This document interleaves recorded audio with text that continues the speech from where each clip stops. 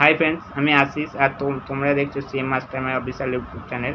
তো সবার প্রথমে জানাই শুভ নববর্ষের প্রীতি শুভেচ্ছা, আন্তরিক অভিনন্দন সকল পরিবারকেই আর আমার চ্যানেলের সমস্ত দর্শককে। আর যারা যারা নতুন দেখছো তাদেরকেও জানিয়ে রাখি শুভ নববর্ষের প্রীতি শুভেচ্ছা। তো আজকের যে সাবজেক্টটা নিয়ে আলোচনা করব তোমরা থাম্বনেলে দেখেছো। তো আমি এখানে অ্যাকচুয়ালি এটা প্র্যাকটিক্যাল ক্লাস হবে না, এটা একটা থিওরি। তো প্র্যাকটিক্যাল ক্লাসে তো অনেক ভিডিও আপলোড করেছি, অনেকে বুঝতে পারছো, অনেকে বুঝতে পারছো না, সেসবগুলো কমেন্ট করছো। আমি তার আনসার যতটা সম্ভব হচ্ছে দিচ্ছি। আর আজকের যেটা আলোচনা করব, যারা এডুকেশানের জগতে আছো, সেটা এভরিথিং, যে কোনো এডুকেশান হোক। আর আমরা সবাই এটা জানি যে আগামী দিনে আমাদের এগিয়ে যেতে গেলে কম্পিউটার, ল্যাপটপ এসবগুলো মাস্ট দরকার। যেমন সরকারও চাইছে যে নতুন টেকনোলজিতে সবাইকে আপগ্রেড করতে। আর এই নতুন টেকনোলজিগুলো কিভাবে আসছে বা কেমন হচ্ছে, কী রকম কী হচ্ছে, এই ধরনের আর আজকের এই ক্লাসটা। তো আশা করি ভিডিওটা দেখলে যারা নতুন বা পুরানো ইউজার আছে সবাই বুঝতে পারবে। আর সবাইকে একটাই কথা বলে রাখবো যে যখনই কোনো কিছু মানে টেকনিক্যালের দিকে যাবে, সবসময় একটু ভেবে চিনতে যাবে কি নেবে কি না নেবে। তো সেটা নিজেদের ওপরে ম্যাটার করে। তো তোমরাও সেদিকটা ভেবে চিনতে নেবে। আর আমার এই ভিডিও দেখে যে তোমাদের সেটা করতে হবে সেটার কোনো মানে নেই।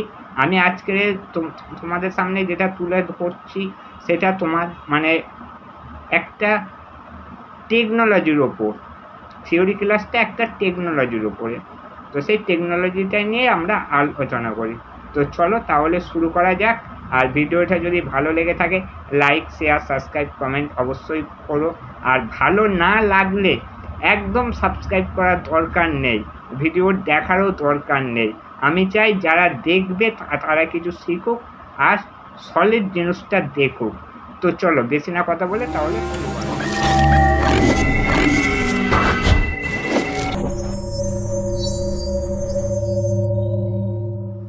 তো আমার থিওরি ক্লাসের প্রথম পয়েন্ট, আমরা যদি আজ থেকে বিগত 7 বছর 8 বছর পিছনে চলে যাই, যদি একটা ডেস্কটপ কিনতে যেতাম, তার কস্ট কত পড়তো? একটা ধরো মানে সব থেকে লো বাজেটের মধ্যে হলে কত পড়তো? হিসাব মতো দেখা যেত যে তখনকার দিনে কিনতে গেলে একটা নিউ ডেস্কটপ আজ থেকে 7-8 বছর আগে মোটামুটি কম রেঞ্জ হলেও তার দাম আসতো 10-12 হাজার টাকা, একটা পুরো ডেস্কটপ। আর সেই 7-8 বছর পরে এখন একটা ডেস্কটপ কিনতে গেলে কত পড়ছে? 6-7 হাজার টাকা, 8 হাজার টাকা, 5 হাজার টাকা। এখানে প্রশ্ন যে কেন হয়, কি কারণে হয়? কারণ তখন আমরা কি পেতাম, তখনকার বোর্ড বলতে থাকতো জিগাবাইট, আসুস, এমএসআই, অ্যাসরক, এই রকম ব্র্যান্ডেড বোর্ড থাকতো। মানে যা থাকতো ব্র্যান্ডেডের উপরে থাকতো, সেই কারণে তার কস্ট ছিল বেশি। আর এখন কি এসছে, এখন অনেক কম দামের উপরে 700 টাকা 800 টাকায় নতুন নতুন চায়না বোর্ড এসছে। মানে পুরো ডেস্কটপটা আমরা সেই চায়না ফোনের মতো অ্যাসেম্বলিং করছি, তৈরি করছি, সব কিছু চায়না মানে প্রোডাক্ট দিয়ে। সেই কারণেই আমাদের কষ্ট কম আসছে। তাহলে আমার কাছে প্রশ্ন হচ্ছে যে তখনকার ডেস্কটপে যা কাজ হতো এখনকার ডেস্কটপেও তাই কাজ হচ্ছে। বা আমরা যদি এখনও কোনো ব্র্যান্ডেড প্রোডাক্ট দিয়ে কোনো একটা সিস্টেম কনফিগারেশন তৈরি করি, তাতে যা কাজ হবে আর চায়না প্রোডাক্ট দিয়ে করলেও সেম কাজ হবে। তাহলে দুটোর মধ্যে ডিফারেন্স কী আছে? অবশ্যই তো ডিফারেন্স আছে। ডিফারেন্স যদি না থাকতো কোনো কোম্পানি তো তার ঘর থেকে তো আর মানে মাল মেটেরিয়ালস তো সাধারণ পাবলিককে দিত না। সেই ডিফারেন্সটা আগে বুঝতে হবে কী আছে। কাজ কিন্তু সেম, প্রোডাক্টও কিন্তু সেম কাজ করবে, কনফিগারেশনও কিন্তু সেম থাকবে, কিন্তু দুটোর মধ্যে ডিফারেন্স আছে। এই ডিফারেন্সটাকে আগে আমাদেরকে বুঝতে হবে। তো এই ডিফারেন্সটা আমি একটা মানে চায়নার ব্র্যান্ডেডের দুটোর ইমেজ শো করিয়ে বুঝিয়ে দিচ্ছি, চলো। তো দেখো, আমরা প্রথমে এই জ্যাব্রনিক্সের এই 61 চায়না বোর্ডটা নিয়ে একটু ডিটেলসে আগে দেখে নিই, তারপরে ব্র্যান্ডেড বোর্ডটা দেখব, তাহলেই বুঝতে পারবো যে দুটোর মধ্যে ডিফারেন্সটা কী আছে। তো এই বোর্ডের মধ্যে গ্রাফিক্স কার্ড স্লট আছে একটা, প্রথম। এখানে পিসিআই স্লট কিন্তু নেই, আবার কিছু কিছু বোর্ডে আছে, সেটা হচ্ছে মিনি পিসিআই স্লট আছে, মানে বড় পিসিআই এক্সপ্রেস স্লটটা নেই। আচ্ছা, দ্বিতীয়ত এই বোর্ডে দেখো যত পেয়ার প্রাসগুলো আছে, কয়েকটা ছাড়া খুব সূক্ষ্ম পেয়ার প্রাস আছে, যার কারণে বোর্ডটা যদি ক্ষতিগ্রস্ত হয়, এই বোর্ড ঝপ করে সার্ভিস করা, রিপেয়ার করা খুবই প্রবলেমদায়ক হয়। মানে 100%-এর মধ্যে 50% চান্স থাকে হবার, 50% চান্স থাকে না হবার, মানে 50-50 হয়ে তো যায় ব্যাপারটা। আচ্ছা, এর যদি আমরা দেখি যে একে কন্টিনিউ রানিং চালাতে গেলে যে প্রবলেমটা হয়, প্রবলেমটা হচ্ছে বোর্ডটা হিট হয়।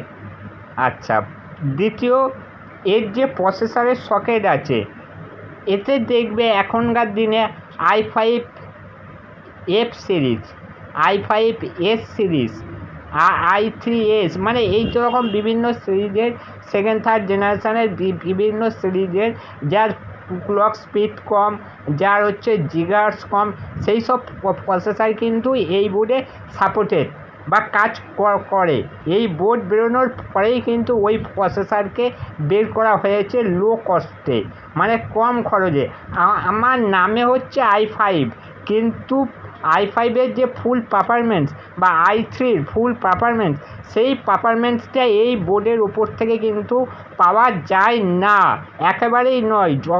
যখন আমি বারবার বলছি, যখন আমি দুটো সিস্টেম রেডি করে প্র্যাকটিক্যালে দেখাবো, তখন আরও ব্যাপারটা তোমাদের কাছে ক্লিয়ার হবে এবং জানতে পারবে। দ্বিতীয়ত, তার উপরে এই বোর্ডগুলোতে যে র্যামের জিগাহার্টস হয়, মানে 1333, 12800, 1600, এই কিছু কিছু জিগাহার্টস এই রকম চায়না বোর্ডে আবার সাপোর্টেড করে না। অ্যাকচুয়ালি 13, মানে 1333, 133 জিগাহার্টসের র্যামটা হচ্ছে কমন, সব বোর্ডেই সাপোর্টেড। বাট কিছু কিছু বোর্ডে, এই ধরনের লোকাল কোম্পানির বোর্ডে, তার যে মানে পারফরমেন্সটা, ফুল পারফরমেন্স কিন্তু পাওয়া যাবে না।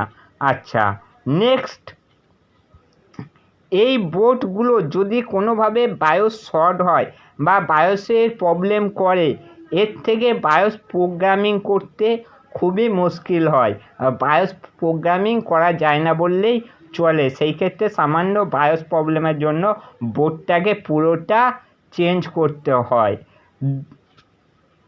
তারপরের কি আছে, তারপরে আছে এই বোর্ডে যে গ্রাফিক্স প্রোভাইড হয় HDMI থ্রুতে, ওই গ্রাফিক্সটা আবার ড্রাইভারটা ইনস্টল হতে প্রবলেম হয়। যেমন ড্রাইভার ইনস্টল হয় কিন্তু প্রপারলি ওয়ার্কিং করে না, ড্রাইভারটাকেও আমাদেরকে খুঁজতে হয় যদি কোনোভাবে আমাদের কাছ থেকে সিডিটা হারিয়ে যায়।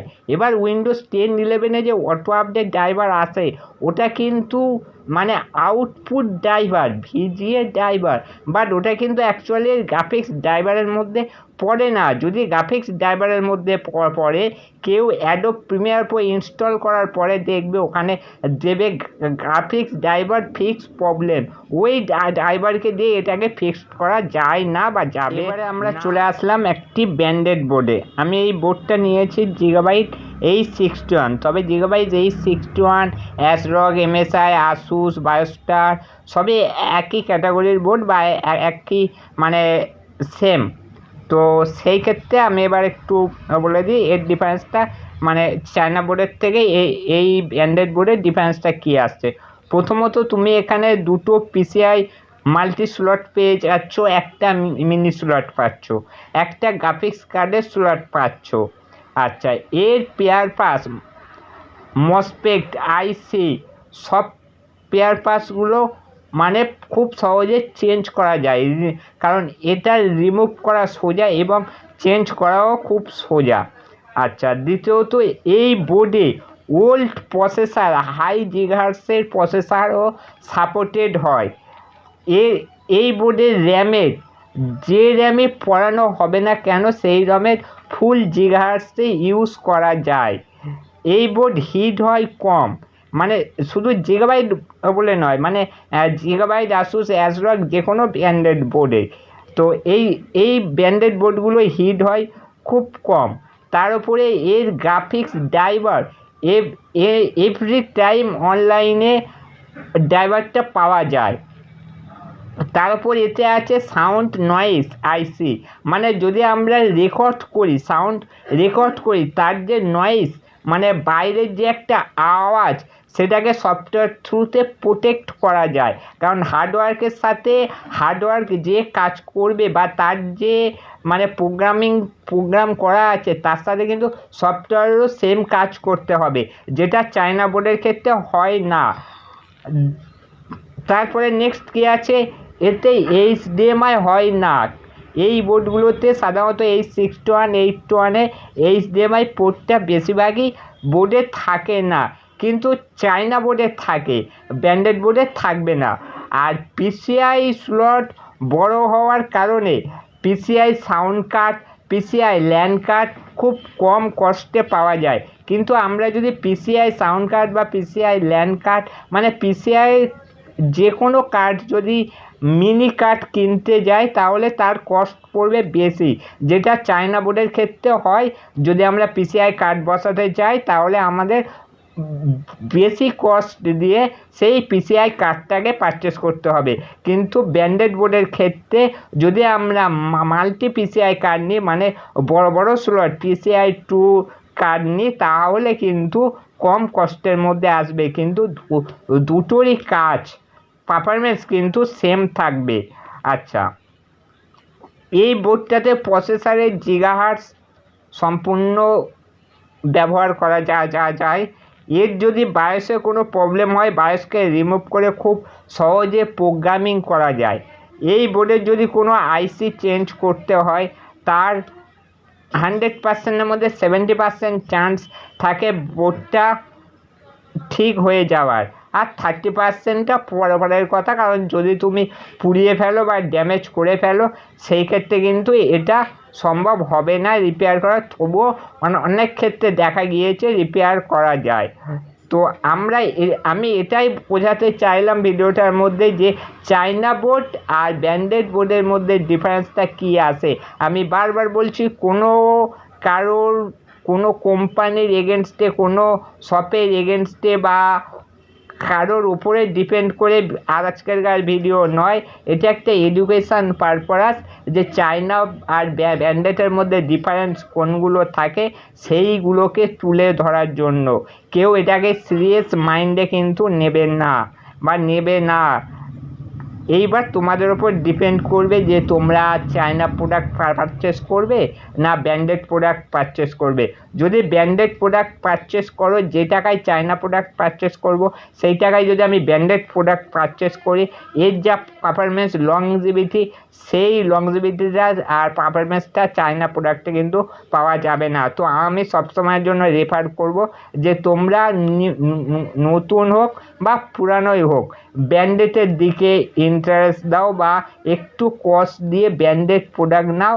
এতে তোমাদের মানে কাজ করতে বা সেই খরচটা তুলতে সুবিধা হবে, কিন্তু চায়নাতে নিলে রিস্কই থেকে যায়।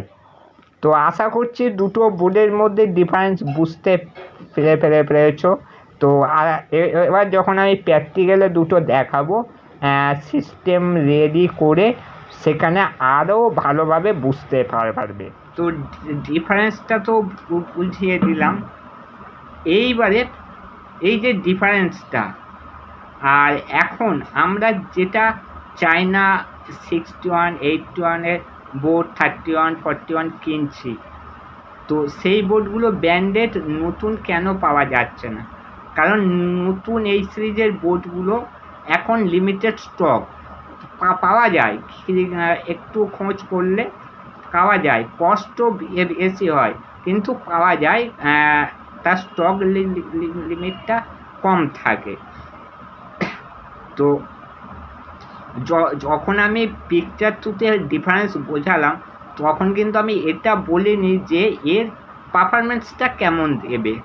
তো একটা লোকাল বোর্ডের ওপর যে পারফরমেন্স পাওয়া যায়, একটা ব্র্যান্ডেড বোর্ডের ওপরে কিন্তু তার থেকে দ্বিগুণ পারফরমেন্স পাওয়া যায়। একটা লোকাল বোর্ড যদি আমাদের সিস্টেমটা 3 বছর 4 বছর চলে, একটা ব্র্যান্ডেড হলে কিন্তু সেটা 10 বছর চলবে। তার ডিফারেন্সটা আমি আগেই ইমেজ দ্বারা কিন্তু ডিফারেন্সটা দিয়েছি। এইবারে কথা হচ্ছে যে আমরা ব্র্যান্ডেড যদি ওই কস্টে কিনতে না পারি, যদি আমরা branded set up, branded board, branded দিয়ে যদি আমরা না কিনতে পারি, আমরা ওল্ডে ব্র্যান্ডেড নিতে পারি। কারণ যদি আমরা ওল্ডে ব্র্যান্ডেডে নিই, তাহলে চায়না প্রোডাক্ট আর ব্র্যান্ডেড প্রোডাক্ট দুটোর মানে ডিফারেন্স হিসেবে সেম থাকবে, কিন্তু পারফরমেন্সের দিকটা আমার হাই লেভেলের থাকবে। এটা আমরা অনেকে কেউ জানি না, বুঝি না, সেই কারণে কিন্তু আমরা কী করি যে কম কস্টে প্রোডাক্ট খুঁজি। তো ভিডিওটা করার উদ্দেশ্য এটাই যে ডিফারেন্সটাকে তুলে ধরা, যে হারে মার্কেট উঠছে চায়না মাল থেকে, আর যে হারে মানুষ ঠকে যাচ্ছে, সেই দিক থেকে একটা সতর্ক থাকলো। কিন্তু এটা কারোর বিজনেস থ্রুতে বা প্রোডাক্টের ওপরে নয়, এটা একটা এডুকেশান মতে যেটা বলা হয় বা যেটা দেখা যায়, যেটা করা যায়, সেই পারপাসে কিন্তু ভিডিওটা। কারোর এগেনস্টে গিয়ে কোনো কোম্পানি, কোনো শপ, কোনো দোকানদার, কোনো মালিকের এগেনস্টে নয়। যদি আমরা একটা হার্ডওয়্যার অ্যান্ড সফটওয়্যারের কোর্স শিখি, টিচারকে স্টুডেন্ট প্রশ্ন করতেই পারে যে স্যার চায়না প্রোডাক্ট আর ব্র্যান্ডেড প্রোডাক্টের মধ্যে ডিফারেন্স কী আছে। তো সেই ডিফারেন্সটা বোঝানোর জন্য এডুকেশান সংক্রান্ত এডুকেশানটাকে বোঝানোর জন্যই কিন্তু আজকের এই ভিডিওটা। তো এর থেকে বেশি কিছু আর বলবো না, তাহলে ভিডিও অনেক লং হয়ে যাবে। যখন এটাকেই আমি আবার প্র্যাকটিক্যালে দেখাবো, তখন আরও বিস্তারিত বলবো। আর সেই প্র্যাকটিক্যালটা দেখার জন্য তোমাদের ছোট্ট কাজ করতে হবে, চ্যানেলটাকে সাবস্ক্রাইব করো, লাইক করো, তাহলে আমি যখন এর প্র্যাকটিক্যালটাকে দিয়ে ডিফারেন্স বোঝাবো, তার ভিডিওটার নোটিফিকেশান সাথে সাথে পেয়ে যাবে। তো আশা করছি সাবজেক্টটা বুঝতে পেরেছো। তাহলে সাবজেক্টটা আজকের এই পর্যন্ত থাক। সবাই সুস্থ থাকবে, ভালো থাকবে, দেখা হবে নেক্সট ভিডিও।